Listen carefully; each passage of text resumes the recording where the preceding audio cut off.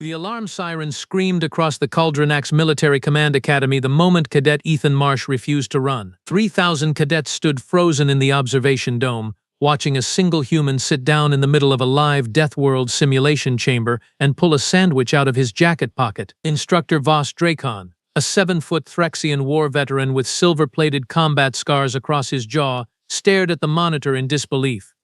He had spent 30 years designing this course. Cadets had died in it. Entire alien platoons had broken down screaming for extraction within the first 2 minutes, and this skinny 18-year-old human was eating lunch. "Get up," Voss growled into the comm.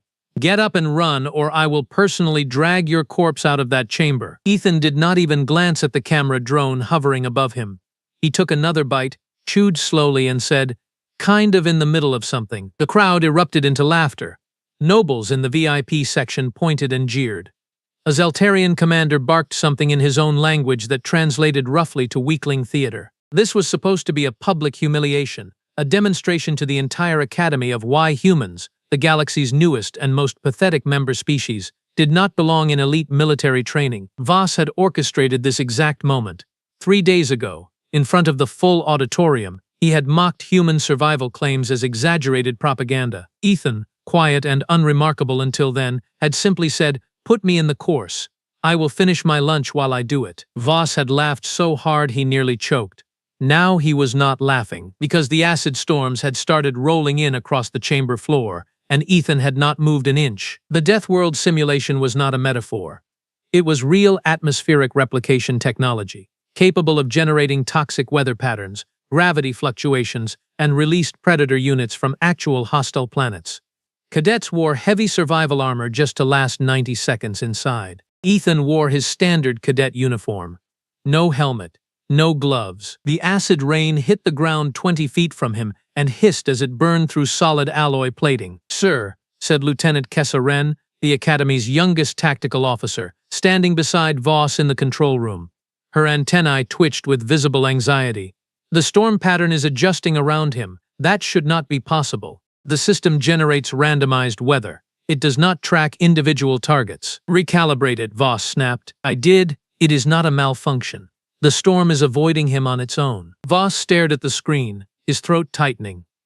Outside, the crowd had gone quiet, sensing something was wrong even if they could not articulate what. Then the predators arrived. 3 Kravox hunting units, apex predators pulled from one of the most lethal jungle biomes ever catalogued, emerged from the artificial tree line. Each one stood taller than a grown Threxian, with serrated bone plating and 6 limbs built for tearing through reinforced armor. In simulation trials, a single Kravox had killed 4 armed alien cadets in under a minute. All 3 of them stopped at the edge of the clearing and stared at Ethan. He looked up from his sandwich, made brief eye contact with the largest one, and said, quite calmly, "Not now." The Kravox lowered its head, backed away 3 steps, and sat down. The entire dome went dead silent. "That is not possible," whispered Kessa. "Those units are not trainable. They are wild predator clones with baseline aggression locked at maximum. There is no command interface. There is no way for him to communicate with them." Voss's hands curled into fists on the console edge.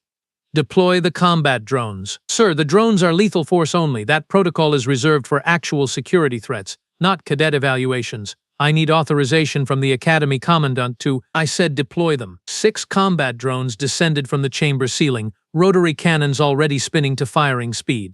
They formed a perfect kill box around Ethan, weapons locked, targeting lasers painting red dots across his chest. The crowd gasped.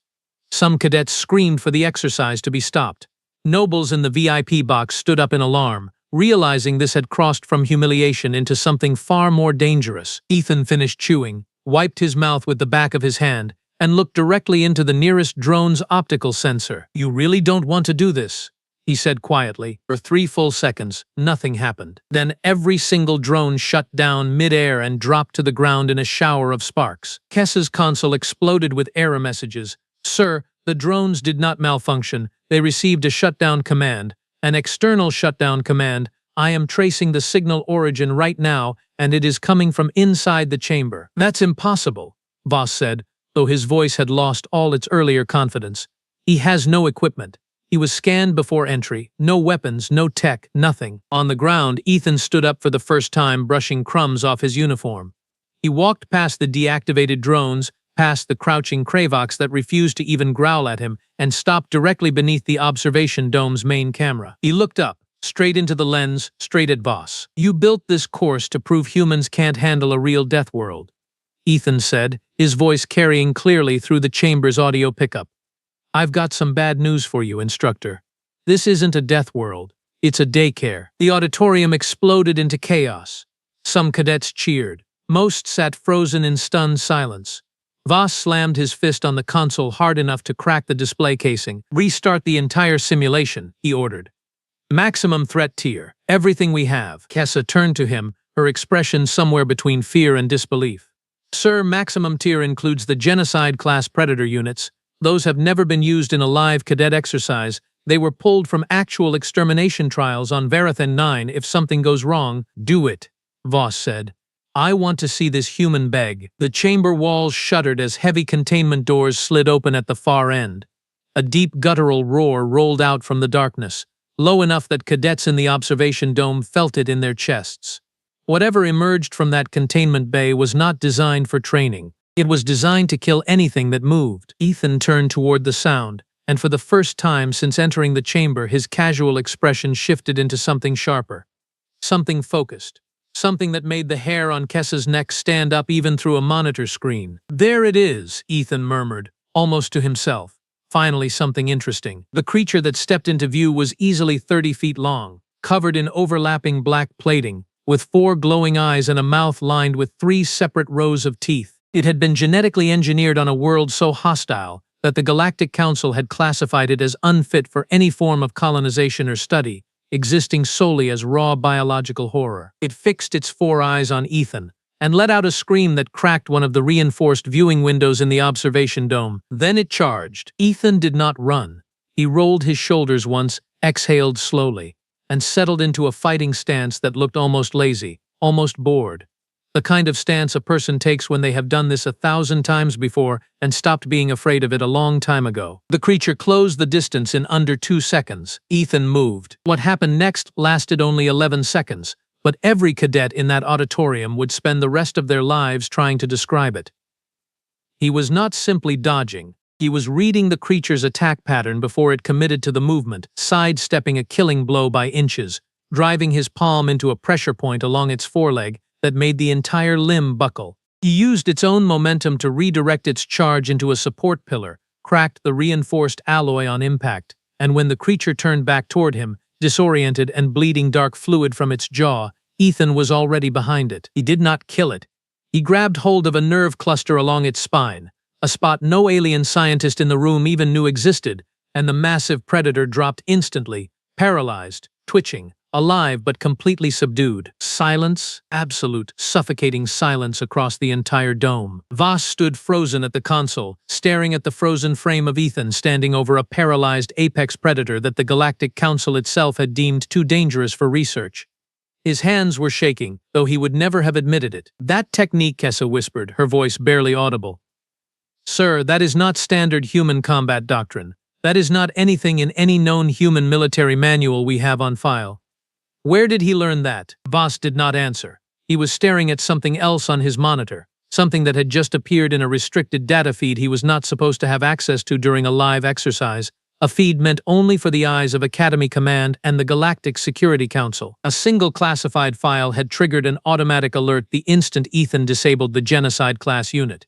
The file carried a designation Voss had never seen attached to a cadet record before. Not a training classification, not an academic rating, a threat designation. His blood went cold as he read the header. Subject: Marsh, Ethan R. Classification: Former Galactic Peacekeeping Asset, Deathworld Division, Stata terminated. Clearance required. Supreme Command only. Warning: do not engage without authorization from Central Command. Voss's hands went numb on the console. Ethan was not a cadet pretending to be dangerous. He was something the galaxy had buried, hidden, erased from official record, and somehow that record had just clawed its way back into visibility the moment he stepped into a training chamber that was never supposed to matter. Down on the chamber floor, Ethan looked up at the observation dome one last time, his expression calm, almost sympathetic, like a man watching someone slowly realize a mistake they could never take back. "You should have checked my file before you challenged me, Instructor."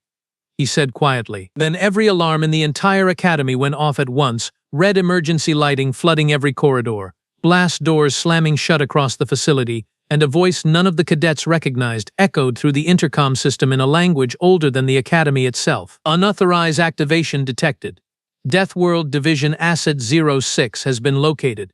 Repeat, Asset 06 has been located. Voss stared at the words on his screen, at the paralyzed monster on the chamber floor, at the calm young man standing above it, and understood with sudden, sickening clarity that he had not tested a human cadet at all. He had just woken something up. Red emergency lights bathed the entire academy in pulsing crimson as Voss Dracon sprinted through the corridor toward the command center, Kessa Ren struggling to keep pace behind him. "Sir, Central Command is demanding a full lockdown," she said, breathless. "They are saying nobody enters or exits the Deathworld chamber until a Supreme Command liaison arrives in person." "How long until they get here?" 40 minutes. Maybe less if they use a priority jump corridor. Voss slammed his palm against the command center door release. He could do a lot of damage in 40 minutes. "Sir, respectfully, he has not damaged anything. He disabled our drones without killing anyone. He subdued a genocide-class predator without killing it. He has not thrown a single punch at another living cadet. He is not attacking us." Voss stopped in the doorway, breathing hard, and looked back at her. "Then what is he doing?" On the chamber floor, Ethan Marsh sat down again, this time on the back of the paralyzed predator like it was nothing more than a fallen log, and waited. He did not have to wait long. A side door hissed open, one that had not been part of the official chamber layout, revealing a narrow maintenance corridor that led deeper beneath the academy than any cadet was authorized to know existed. A figure stepped through, human, older, wearing a plain gray coat with no rank insignia, no visible weapon, and an expression that suggested she had been expecting this moment for a very long time. "Hello, Ethan," she said. "Director Hale." Ethan did not stand. "Took you long enough. I finished my sandwich 20 minutes ago. You know triggering an Asset 0 alert brings every eye in the sector down on this academy. Every intelligence agency, every rival power, every faction that has been hunting the Deathworld division for 6 years now knows exactly where you are standing." "Good," Ethan said. "I'm tired of hiding." Hale walked closer, glancing briefly at the twitching predator beneath him, unimpressed, as though she had seen far worse from him before. "The Council disbanded the division, you know that. Officially, you do not exist. Officially, none of us exist." "Officially," Ethan repeated. "That's the part that's been bothering me." Up in the observation dome, Voss and Kessa watched the exchange through the chamber's remaining functional cameras, neither of them able to make sense of what they were seeing. A woman with no visible authority had just walked into a locked-down military facility as though she owned it, and an 18-year-old cadet was speaking to her like an old colleague rather than a stranger. "Pull her file," Voss ordered. Kessa's fingers flew across the console, then stopped. She stared at the screen, her antennae drooping. "Sir, there is no file. She does not exist in any academy database, any council registry, any known personnel record across the entire sector. Everyone exists somewhere. Not her. It is like someone spent years making sure she never did." Down below, Hale crouched slightly, lowering her voice, though the pickup microphone still caught every word. "The academy was never the target, Ethan. You know that. This was a test, but not the kind Instructor Dracon thinks he ran. Central Command has been quietly reactivating old Deathworld assets for the past 8 months. 3 of your former squad members have already resurfaced. 2 of them are dead. Someone is hunting the division, cleaning it up, closing the file permanently, and they are using academies exactly like this one to draw the rest of you out into the open." Ethan's calm expression finally cracked, just slightly. "Which 2? Reyes and Okafor." Something in Ethan's face went very still and very cold. "Show me." Hale hesitated, then pulled a small device from her coat and projected a holographic image into the air between them. Voss and Kessa leaned closer to their monitor, catching fragments of the display, blurred security footage of a burning facility, bodies, a symbol burned into a wall that neither of them recognized, some kind of insignia shaped like a closed eye wrapped in chains. "The Silent Accord," Hall said quietly. "You remember them?" "I remember burying half my squad because of them," Ethan said. "I thought we finished that fight. They think you did too much damage to their operation to let it go. They have spent 6 years rebuilding, recruiting inside multiple governments, embedding assets in academy staff, security details, even council oversight committees. This academy has one of theirs on payroll right now." That is the real reason I let you walk into that public challenge instead of pulling you out quietly. I needed him to panic and expose himself. Up in the control room, Voss felt his stomach drop as understanding hit him like a physical blow. He thought back over the past 3 days, the instructor from the neighboring combat wing who had suddenly taken a personal interest in reviewing cadet security clearances, who had personally requested access to the Deathworld Chamber's control override codes just yesterday morning under the excuse of routine maintenance. Kessa, he said slowly, pull Instructor Gen Talvarik's access logs. Right now. Kessa's claws trembled slightly as she typed. The screen populated with a timeline, and her face went pale. Sir, he accessed the chamber's core systems 40 minutes before the exercise began. He rerouted a portion of the Predator containment protocols. He also downloaded a full copy of Cadet Marsh's Academy enrollment file, the fake one, the one that was supposed to hide his real identity completely. Where is he now? His access badge shows him entering the lower reactor levels 6 minutes ago. That section has no cameras. Voss's blood ran cold. The reactor levels sat directly beneath the observation dome, which meant directly beneath 3,000 cadets and academy staff currently packed into the stands, all of them still under lockdown, unable to evacuate. Down in the chamber, Ethan's head suddenly tilted, as if he had heard something the others could not. Hail, he said. Reactor levels. Someone's already moving. You can't be certain of that. I trained myself to hear vibration patterns in structural systems back when the division still existed. That's not random maintenance noise. Someone's placing something down there, and they're doing it fast. Hale's expression hardened into something far more dangerous than her earlier calm.